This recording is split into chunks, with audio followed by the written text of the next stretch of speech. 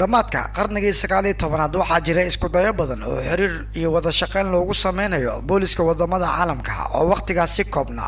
waxaa fashilmay isku dayo badan oo lagu xoojinayo wada shaqaynta booliska wadamada Yurub sanadka markuu ahaa 1898 waxaa magaalada Roma ee dalka Italy ku kulmay 21 wadan oo Yurub ah waxayna ka wada hadleen sidii loogu heli lahaa nidaam lagu xakameyn karo dambiilayaasha wadamada kala duwan uga howlgala qaabka shabakada ah magacaygu waa Daadir Carab halkanina waa Som TV Soomaaliya ku soo dhawaada daawadayaal barnaamijka ogaalka dunida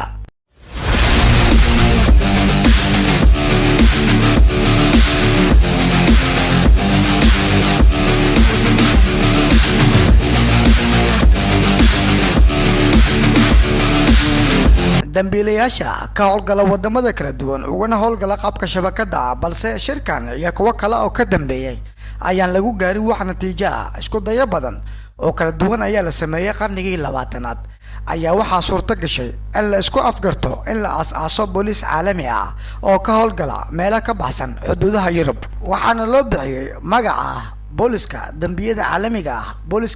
ah ama sida fudud loogu yaqaano Interpol waa hay'ad caalami ah oo la aasaasay sanadka markuu ahaa 1914 waxaa loo yagleelay si booliska wadamada caalamka ay isaga kaashadaan ka hortagga dambiyada caalamiga ah sida isku gudbinta daroogada lacagaha been abuurka iyo dambiyada kale ee isaga kala goosha wadamada kale kuwaasi oo ay ku lug leeyihiin burcad ka soo kala jeeda wadamo kala duwan Interpol waxay xarumo ku leeyihiin daafaha kala duwan ee caalamka oo idil waxaana xubno ka ah 194 dawladood xarunta dhexe ee Interpol waxay ku taalaa magaalada Lyon ee dalka Faransiiska hay'adan ayaa u taagan sida boolisyada kala duwan ee caalamka uga wada shaqayn lahaayeen dhanka tababarada howlgalada dambi baarista isdhaafsiga macluumaadka iyo wada shaqaynta guud si looga hortago in dambiilayaasha ay helaan gabaad looga dhunto sharciyada ka jira wadamada caalamka waqtigii u dhaxeeyay labadii dagaal ee adduunka shaqooyinka hay'adan waxa ku yimid hoos u dhac waxaana saameeyay fadeexad weyn kadib markii la ogaaday in howlgaladeeda iyo nidaamka ay u shaqeyso hay'adan ay saameyn weyn ku yeesheen xukunkii naasiga ee ka jiray Jarmalka xilligaas naasiga ayaa u isticmaalay Interpol dadka ka soo horjeeda siyaasadda Hitler ee u baxsada dalalka kale ee ka baxsan taliska Jarmalka intii lagu guda jiray waqtigan wadamo badan ayaa isaga baxay xubinnimada Interpol waxaana in muddo ah hakad la galiyay shaqadii hay'adan markii uu dhamaaday dagaalkii labaad ee adduunka sanadkii 1946 ayaa mar kale dib u habeen lagu sameeyay siyaasadii iyo nidaam howleedkii guud ee hay'adan waana waqtigan marka ay si rasmi ah u qaadatay magaca maanta loo yaqaano ee ah Interpol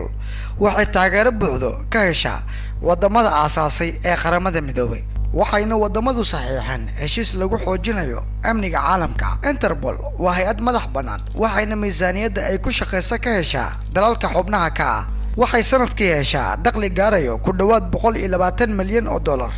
waxayna wakiilo ku leedahay boolisyada caalamka kuwaasi oo si toos ah ula shaqeeyo booliska caalamka ee Interpol Soomaaliya waxay xubin ka noqotay wadamada ku bahoobay booliska caalamka bishii Oktoobar sanadkii 1975 waxaana booliska Soomaaliyeed uu ahaa xubin firfircoon oo ka tirsan booliska caalamiga ah gaar ahaan gobolka bariga iyo geeska Afrika burburkii kadibna waxaa mar kale dib loo furay xafiiska booliska Interpol qaybtiisa Soomaaliya bishii Agoosto sanadkii 2019 waxaana mar kale dib u bilowday wada shaqayntii u dhaxaysay booliska caalamiga ah iyo booliska Soomaaliya nidaamka oo uu howlgalo booliska caalamiga ah ayaa ah marka qofka loo haysto fal dambiyeed uu ka soo baxsado dalkiisa in booliska dalalkaasi in warqad lagu soo xirayo qofkaas ay u gudbiyaan booliska caalamiga ah ee Interpol kadibna booliska caalamiga ah ayaa warqadda u gudbiya booliska dalalka uu ku sugan yahay qofka loo haysto fal dambiyeedka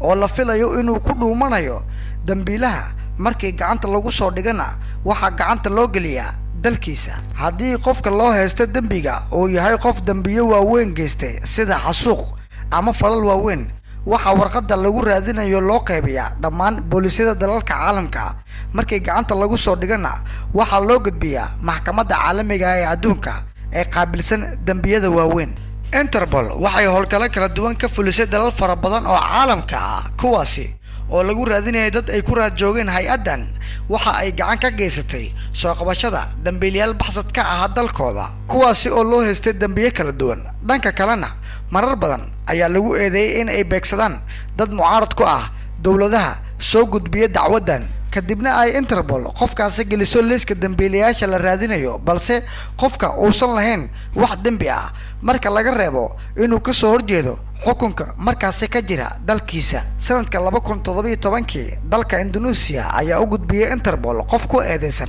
dambiye ay ku jiraan hub sharci darro ah oo dalka la soo geliyay iyo abaabul jabhado. markiiba Interpol ayaa aqoonsiga shakhsigaasi gelisay website-keeda, warqadihii lagu soo xiri lahaana waxay u qaybisay boolisyada caalamka oo idil, balse dabagal ay sameysay warbaahinta Al Jazeera ayaa lagu soo ogaaday in shakhsiga la raadinayo uu yahay qof mucaarad ku ah aadna u dhaliila siyaasadda dowladda Indonesia ay kula dhaqanto gobolkiisa, balse wax dambi ah uusan ku lug lahayn. ninkan oo magangelyo doon ku ahaa dalka Ingiriiska ayaa dacwad ku furay Interpol. arrintan ayaa fadaaxad weyn ku noqotay shaqada Interpol, isla markiina waxaa liiska la raadinaya laga saaray shakhsigaas sanadkii 2019. dowladda India ayaa 2 jeer codsi u dirtay booliiska caalamiga ah in ay u soo gacan geliyaan shiiqa weyn ee loo yaqaano Zakir Naik oo ay dambiye ku soo oogeen. Interpol oo baaris ku sameysay sababta ka dambeysa ayaa 2 jeer badiiday codsiga dowladda India ee ku doonaysay